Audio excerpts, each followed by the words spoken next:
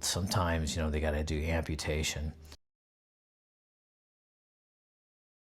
So frostbite looks like, if you've been exposed to it, one, it tips of your finger could be extremely like white, or they'll turn black if there's tissue damage, and it's a really nasty looking injury.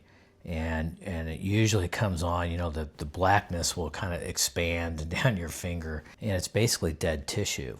And it usually takes a few months, to figure out if that tissue is going to be able to grow back or be saved. Sometimes, they got to do amputation.